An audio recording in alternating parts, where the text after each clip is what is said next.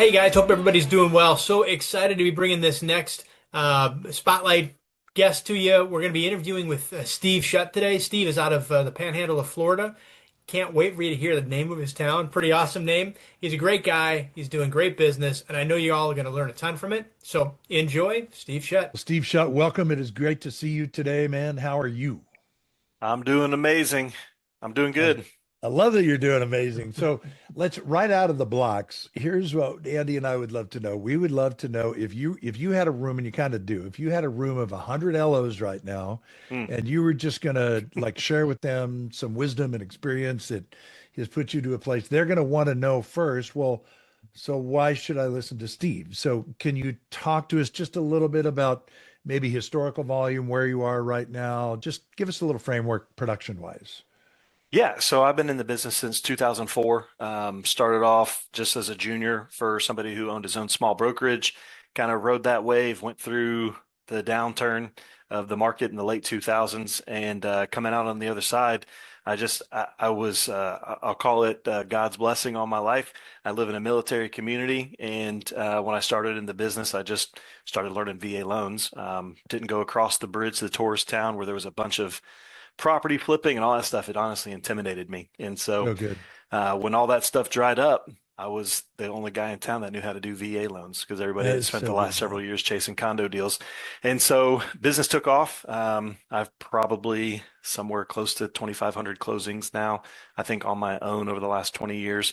Certainly during COVID, we did 360 closings, I think, in 2020, Wow. over Wow. 110 million. Nowhere near that right now, of course. Sure. Kind of having to Sure. reinvent like a lot of people. Yep. So yeah, anyway, been doing this a while. That's great, man.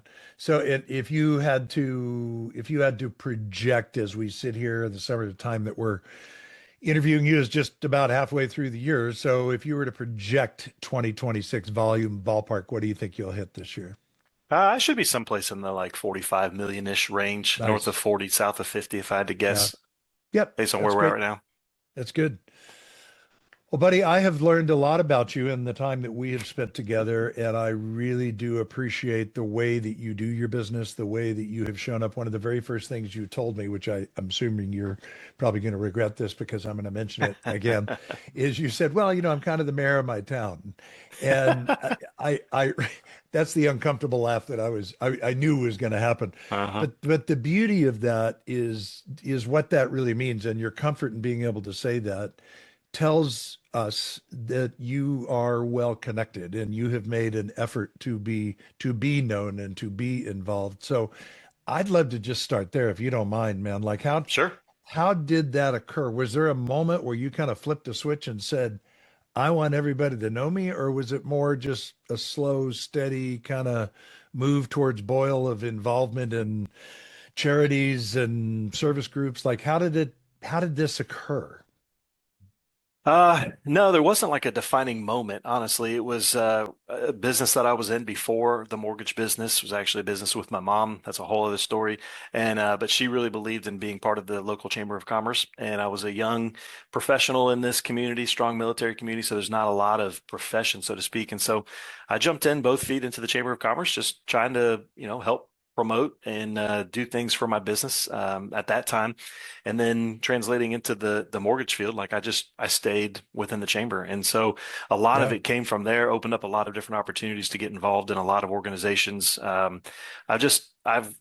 I've learned about myself that I kind of have a servant's heart. So when I see something, I have a hard time actually saying no.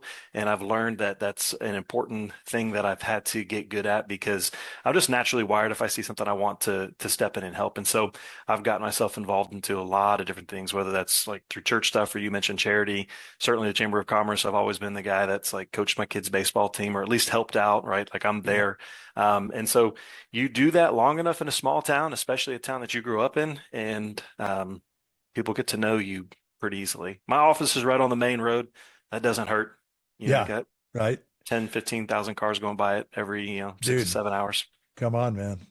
Well, well done, well played, is what I would say. Now, Coach Andy and I both just experienced our very first session of the Are You Ready workshop at the time of this recording. It was today. And I just want you listeners to hear what we're focused on because it's so relevant to what you've built, Steve. It's really four things. It is first and foremost fine tuning your database, segmenting it, putting a plan together to stay in touch. I know that's hugely important to you. Second is getting really clear on the realtors that you want to focus on, like, like it, love it, think realtors are loyal or not, wherever you are on that spectrum. Realtors are still a phenomenal source for us, right? So being very clear about who I've got, who I want to have, and creating an ongoing campaign of connectivity with them, whatever that looks like. Doing the same thing with financial professionals, so CPAs, wealth advisors, financial planners, insurance agents, wealth and or family and estate attorneys. And then ultimately, we're going to end with a conversation around legacy planning. So, we used to call it an exit strategy, but exit implies you're leaving.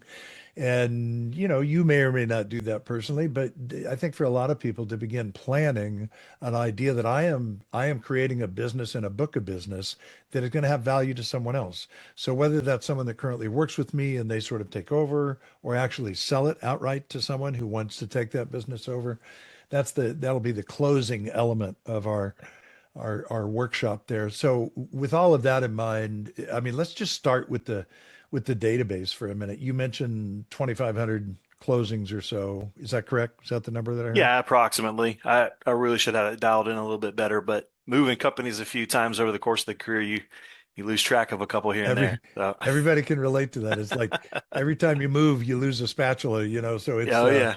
Yep. yeah, and when it's not easy to transfer that data, it of Hmm. course you're going to have holes in your bucket there. But as you look at your database right now, I would just love to hear you talk a little bit about, first of all, I guess, Steve, how you view that. Like, when I say database, it sounds so antiseptic, but I think for you as a heart-driven guy, you probably picture faces and families and properties and homes and kids and all of that stuff. So just talk to us a little bit about your database at this stage in your career. How do you view it?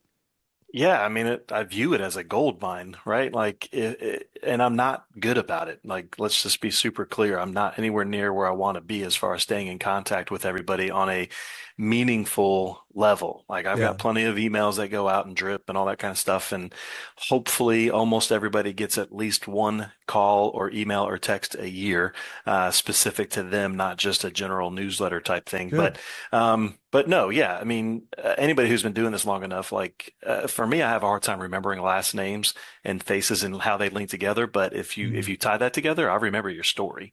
Like yeah, I remember what it nice. is. And so we try to be super dialed in with respect to taking good notes, referring back to those notes, getting into now more, and when we're doing those calls or whatnot, going back and making sure that we're fresh on who the customer was, what their scenario was. In fact, I told my team today, we've got to be much, much better about doing just closing wraps. Like when it's Yes. done, how did closing go? Was Steve Yeah, able to attend closing? Did we give him a gift? Did everybody seem like they were happy? Did they leave a review? Those type of things, just so we have a little so bit more good. context, in hopes that we're able to, filter them by some of that data down the road too, so that Yeah, when we can focus in on the right people. If somebody left us a fantastic review and I was at closing and everybody loved us and whatnot, well, that's somebody I definitely want to make sure that we're inviting to the next VIP event or something you along bet. those lines. So events, that's something that you brought up in a recent coaching session, and I wasn't aware of how you had done this in the past and your bride being helpful in that. Talk to us a little bit about events. Like what I know you're constantly, because I'm your coach, I know you're constantly going to go to, well, I don't want to exaggerate this because it's not as great as it could be, right? But I want to celebrate your victories and your intentionality. We'll tie everything down that you want to tie down over time, but you have done some great events, and it's something that I think could really inspire people. Tell us when you think back to events that you've done. Maybe it's just a small, group of people at your home or whatever, but what has worked for you that you would look back and say, "Yep, that was a win." Yeah, so for a long time, we don't do them anymore for a couple of reasons, but mainly because my son now plays on the high school football team, and so I can't be at my office. But my office is, I don't know, almost a half a mile, probably a little bit less than that from the high school football stadium. Mm. So Friday night lights, I would just open up my parking lot. We'd get a bounce house. I bought a basketball goal. We've got cornhole. We've got a barbecue joint next door that would help cater some stuff for us. And we would just, throw out a cooler with maybe some adult beverages and some soft drinks and kid drinks and whatever else. And we'd invite everybody to come over here from 5 to 6:30 before the game and just get a hot dog or Because get of a proximity, because they could because of park and then walk proximity. over. Yeah, yeah, they could park at the So game. They cool. could come here first, or they could, kind of So crowd cool. around the office. And I mean, those were the most fun. Those were a lot of work. It's a lot to set up and take down real super fast, especially you're trying to get to the game with everybody else. For sure. But those were, I mean, we did them for 4 or 5 years. We started off doing them every home game, and that was way too much. So we ended up backing down to doing a few a year. But those were the most fun. That certainly, I mean, people document it on, social media or whatnot, and Yeah. people still talk about like just what a community-minded organization we are, and not So organization because I'm cool. with a different company now. I'm with the third company since we started doing those Yeah. things. But people just know us as being very community focused because we would just open up our parking lot to So people. great, man. So that was a really good one. Same along the same lines, we hosted a cornhole tournament a few times when cornhole was really hitting the scene, Yep. 7 or 8 years ago, whenever that was, before right Sure. before COVID. Actually, the last one Right. was during COVID. That was a good one too. Again, a lot to organize, but the one that we've been doing most recently, and I've been doing it for almost 3 years now, is just coffee and conversations. I Yeah. got to partnered up with a realtor. We built a Facebook page and it was every Thursday. Now we're kind of every other first and third Thursdays of the month. We get together at a Mm. little restaurant here in Niceville. They block off a room for us, and once a month we try to have a relevant speaker come in and talk to us. It might be superintendent of the county schools, county tax collector, things that you're not Great going to have your idea. normal sponsor come in and blurb on realtors and try to sell Yep. whatever they're going to sell, whatever insurance agent or lender. And so the beauty of that is I don't have to buy coffee for anybody. Like it's everybody just comes, they get their coffee, maybe have a Sure. breakfast sandwich or something. And it was supposed to be a non-threatening environment to just be real. And So so you good. can ask me whatever you want. I can tell you what I think of you as a realtor. You can tell me what you think is me as a lender. It's actually how we started was just kind of talking about stereotypes and things that lenders do that drive realtors nuts and things Oh, realtors do that's that drive lenders brilliant. nuts. You And it just guys helped. listen to that. Do that. Oh Yeah, it my was, gosh. let me Great tell you idea. something. We probably spent the first 3 times we met just talking about those things and silly stuff like stop writing $2,500 in lieu of repairs in the contract. And the realtor's like, what? I had no idea. And it's Right. just because we weren't trying to put on a dog and pony show and impress everybody. We're just having real talk. Yeah. And so that's been, I mean, that's been amazing for us. It I gives us an love that. opportunity to an excuse to touch base in a meaningful way every couple of weeks, whether it's a mass text or just social post or an email. It depends on what's going on based on how I communicate with the group. But that's been Man. phenomenal for us. So Steve, I never knew that. You've Oh, never told me that, and I love that. It's such a great idea because to your point, it's easy to organize, it's hmm inexpensive for you, hmm and yeah. who cares about buying their own coffee or breakfast sandwich? Like it's totally fine. But the idea of opening around stereotypes is great. I'm wondering if you happen to bring up, did you have the chutzpah to bring up so just so you know, the whole three business card thing, because you Oh, think you're yeah. steering is nonsense. Like Oh, that's not a absolutely. thing. Yeah, we Good, talk good, about good, good. everything for sure. I love that. hmm Well, I hope people take this and run with it. You know, Andy, Greg Anderson up in Seattle, the lender in sneakers is what he calls himself. Be sure and follow him if you don't, by the way. He does a program every week called The Closing Table, and it's a virtual version of kind of what you're describing. And he's got just certain elements to it, but you know, realtors come to count on it. Aaron Crossley, also in the P&W, he's rebirthed what we used to do for years before COVID, which is the whatever you used to call it, but basically either haves and wants or kind of a pitch session with realtors where they would show up, they would pitch their latest listings, they would put out their wants and needs. Hey, I'm looking for a 3 bedroom, 2 bath, 1 story. You know what I'm talking about. And then they go hmm on Caravan. Well, that used to happen for 30 years, and then COVID just killed it. And so Yep. he's relaunched it in his local community with him and a title rep. And dude, it's a home run. Like these people are filling the room. They love that. So I love the idea of creating an environment that's relatively easy for them to see you in a different light. It separates you from everybody else. Well done. Well, and we open it up to all industry professionals. I mean, we Nice. we may go and there sometimes there might be eight people there and three of them are lenders, and like Oh, that's okay okay. because what you Good end for up you. finding out though is if you're the one organizing it, by default, when people have a lending question, they're looking to you, For and then sure. how do you handle that? And for me, I always defer to the other lenders in the room, like let them have a shot, and then I get to come Because in and you're kind of gracious. Yeah. well, I also know Yeah. that I've been doing this long enough that whatever they say, I'm going to be able to come in and put my own spin on it and You get the bet. final word. But yeah, it's fantastic. I mean, it would take me forever to, and cost a lot to be able to get one-on-one with each of these people for an hour to hour and a half. No doubt. So yeah, it's been great for us. Well done. And that's So actually let's shift. spawned into three groups now. One here in Niceville. We kicked one off in a town close by, and then another one that I actually spoke at yesterday. So I yeah, love that. it's grown Andy, I, significantly. I don't know if you've heard the name of the town that he lives in before, but it sounds like it's out of a Superman comic book.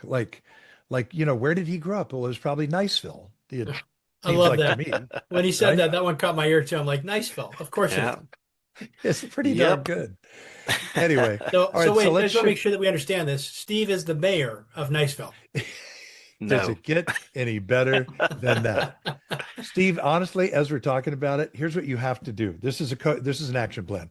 I want you to go into ChatGPT or Claude, your Sure. AI agent of choice, through, of course, Copilot, so that you're completely compliant with movement standards, and tell it, I am the unofficial mayor of a town called Niceville. I'd like an image of me at a patriotic parade. Dude, you got to do this. Like Oh you my you have gosh. to do this, even if you only show it to Andy and I. Okay. Fair All enough. right. I want to Fair shift enough. gears here and I want to ask you about realtors. Okay. And I should point out I was on a call today where someone was pronouncing that as a three-syllable word, and it's clearly two syllables. You Hmm. you don't want to call a realtor a realtor because it's like fingernails on a blackboard for them. Anyway, um, I want to know about your so how is your focus when it comes to realtors, and how has it been? Did you used to do things specifically with real estate agents in your database beyond just what we just talked about? But I want to know how much you focus on them. Do you follow them? Do you like them on social?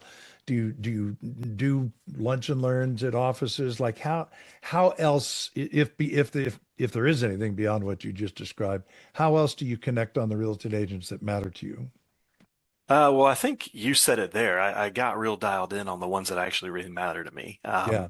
I It's been probably 3 or 4 years ago, and I just kind of was getting frustrated, right? Like I went to sponsor an office lunch or something, and you get there and you put all the effort into it, and like one person's there, and then they're dragging somebody out of the office down the hallway to come and say, "Hey, Steve's here. Come, listen to me. Brought Yeah. us lunch." And I'm like, you know, I just that, and then there was another one of those tours that you're talking about. We have them here locally too, and there were 20 people there. Sponsored it and came in, whatnot. Got their business cards, came back, ran them all through, the searches and whatnot, and like 12 of the 20 hadn't closed a transaction in over 12 months. And Uh, there it is. yeah, Yeah. and it just was, I've kind of felt like that my entire career. I can remember sponsoring an award ceremony and going and hearing the people that were being recognized for closing $2 million of real estate over the course of the year. And I was like, Right. that's award worthy? I didn't Right. realize that. And it's just been eye-opening to me, and to a point where a few years ago I was like, okay, that's it. Like just because you're named comma realtor doesn't mean that you get my attention, my focus, my Good for you. finances, all that kind of stuff. And so that's hard, right? I mean, like it, to a loan officer, it feels like every one of those people is in control of the rest of your life It's if you so don't true, impress man. them or whatever. And I just had to come to the realization like that is not even close to true. And so I Yeah. just made the decision that like if you're going to send me business, that's fine. Like we'll be professional, like everything great. We'll handle it absolutely however we would. But I just went through and started identifying people to Yeah. determine, is this somebody that I would actually go have a cup of coffee with or go have Good for a you. beer with or something because I want to, not necessarily because like I want something from them. And Yeah. so that doesn't mean like my business exploded or anything by any means, but it did become more valuable to me, You where bet. I'm able to, if I can't trust you with saying, why are you giving out three cards? Let's talk about this. Then if I can't have that kind of conversation with you, then you're not necessarily somebody that I think is going to respect and value my time enough that we should have a relationship. Yeah, good for you. By the way, on that three card thing, I just got to call this out because I've dealt with this for 30 years. You guys, there's this perpetuated realtor legend that comes from someplace, I don't know where, just realtors telling realtors a falsehood, and that is if you don't give your prospects, your borrowers three business cards, you can be accused of steering, and there are fines associated with that. To be clear, that's not true. So the more that you can have conversations with real estate agents about that, which then leads to the I want to partner with you, but I learned as a child that if I wanted to have a friend, I had to be a friend. And so that applies here. If I want to have a partner, I have to be a partner. So let's talk about when you get leads, we want to help you convert those leads, or we want to help maximize your marketing, or whatever that thing is for you. Step into partnership with them. Steve, the way that you do that, I think, primarily is by bringing value, wisdom, experience. They know when I go with Steve, I'm in good hands. I'm going to dramatically increase the odds this is going to close on time and I'm going to get paid, which is all they really care about. Yeah, So, well, and the yeah, other thing too is because of that, because they want to get paid, most realtors don't realize the cost and the time and the energy and everything that goes into doing a thorough pre-approval. And when you share it's with them true. that you could be several $100s into credit reports, IRS verifications, VOEs, whatever else, and then you tell them, hey, what you're doing is you're taking three people that you supposedly care so much about to send business to, and you are making them spend time and money, and then, by the way, now they're competing with each other, driving their profits down because they're having to cut their pricing to get competitive to win the deal. This is what you're doing to the people that you then want to sponsor your events. Some realtors don't care. Some are like, That is so holy good. cow, Steve, thank you so much for sharing. I had no Yeah. idea. I never thought of it that way. Yeah. Um, and those are the people I want to do business with. And the other ones, to your point, are the ones you don't want to do No, business with. they're So, going to be so time and money sucks. well done. Yeah. But final question for you, if I may. We spoke a little bit before we hit record here today, and I'm just curious. We sit here again, middle of the year. It's summer. Rates are still where they are. Nothing dramatic has happened one way or the other. There's a lot of uncertainty just, in the world right now, and so gas prices are high, and because of that uncertainty, it causes a lot of uh, inactivity, right? People get stuck. They're not sure what they need to do. And so what I'm curious about is as you think about your day in, day out, the things that we talk about all the time in coaching sessions, that your highest and best use, the thing that only Steve should be doing. What would be your advice? We're back in that room now with 100 LOs. Just picture the training room at NSSC, and you got 100 LOs out there listening to you as someone that they respect, and you have certainly earned their respect. What would be the one thing that you would say to them in light of all of that that you've learned and would be your advice to them? Like, this is what I would suggest you do. Personal connection. Like you've Yeah, got, to me, like my time is best spent when I'm talking to people, when I'm on the phone with them, when I'm meeting them face to face. Even the presentations, I go about which ones I accept and what I put into them a little bit differently than I used to, but I mean, I did one yesterday. And so, yeah, getting face to face with people, getting on the yeah, phone with people is, I'm not going to say completely replace all the other things that you've got to do, but like when people can see that you are somebody that they can trust and that they can buy into, that they can you bet. hand this over to, whether that's a realtor in their business, whether that's a customer, obviously with their finances, that's highest and best use for me. You bet. Yeah. That's great advice, man. So I think, Andy, what we hear, what you and I hear from the coach's chair is it's easy, you guys, to get lost in the busyness of preparation. I need to get better at more. You're right, you do. I need to maximize my database. Absolutely, you should. I need to really know my products. I'm coaching Lindsay Atkins right now, and I cannot tell you how many times she comes into a call saying, "Well, I just spent a bunch of time really learning the guidelines on a DSCR loan, or asset depletion, or whatever." She becomes an expert on the subject so that she can she can introduce opportunities for realtors and borrowers they didn't even know they had. And so you're right on all that stuff, or I'm right as I describe it. You do need to do all that, but not to the exclusion of getting belly to belly, face to face with people and just listening to their stories, because that's where leads come from. So, Steve, thanks for calling that out. Everything else is important and you got to get it done, but it's also just absolutely mandatory for you to carve out time for you to do what Steve just described. Steve, any closing thoughts? Anything you would tell your 20 something year old self when you got into this business, looking back saying, hey, kid, here's something you should really probably know now? Yeah, do business with the people you want to do business with. Be Yes. yourself. Don't try to be somebody you're not. You know, when social media hit and people are going TikTok crazy, like I'm not a TikTok crazy guy. That doesn't mean that I don't Really get on social shocking. media, but I Yeah. don't need to, I don't need to be, I don't need to be doing silly videos and stuff like that. That's not me. It's not genuine. So be who you are. Live into it. Don't try to be everything for everybody and find the people you want to work with because what the reality is, whatever you're doing right now is going, those are going to be the people that you work with in 2, 3 years. So if you're dealing with crap and you don't like it and this person's annoying you and whatever, they're abusing your time, if you don't weed that out and focus in on the ones that honor your time and respect what you have to offer them, 2 years from now, you're going to be in the same seat dealing with the same That's stuff. so good, So dude. go through it. That's so good. Just pour into the people that you know are worthy of your time and energy, who are going to respect and trust you for what you're providing. That's so well said, bud. What a perfect close. Well, Bud, thank you so much for spending time with us today. You have encouraged people today. You've had an impact. I know there's something else you could have been done. So Andy and I really appreciate you spending time with us today. This is a great interview. And yeah, man, we'll look forward to seeing you on this of the other side, you guys. I hope you listen to this again, make some notes. There'll be some things here that'll be actionable for you that will have an impact on your business and hopefully your life. So, Steve, thanks for being with us today, bud. Yeah, you bet. Thank you. Appreciate you guys. You bet. So like I said, guys, what an awesome video. Steve is a fantastic guy, and what a great kind of mindset and lesson he has. I loved how he's talking about making sure they got really tight on how they were doing their closing wraps, right? So after everything finalizes, getting really tight on how that looks and identifying VIP customers right there and setting up that path for how you can work with those people in the future. And Steve also spent a bunch of time talking about events.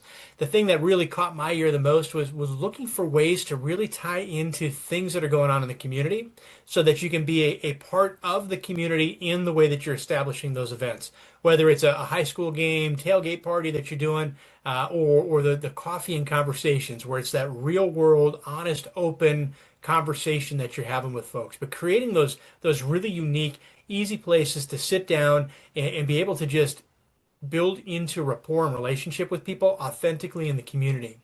And they talked about too a couple of really key things that I think are really important lessons for us. Doing business with people that we really enjoy doing business with. Don't forget you're an entrepreneur in your business. You have the ability to pick and choose who you're doing business with. And if you've got somebody that is not treating you with the care and respect that you deserve, take Steve's advice and go find a different person. Find the ones that are. And he also finished off by talking about the importance of personal connection. Don't let this digital world get in the way of you making personal connections with people. Guys, I hope you enjoyed the video as much as I did. Hope you have an amazing rest of your day. As always, make sure that you follow us and like us on the podcast. And if we can help in any way, reach out to us at getcoaching@movement.com. Talk to you next time.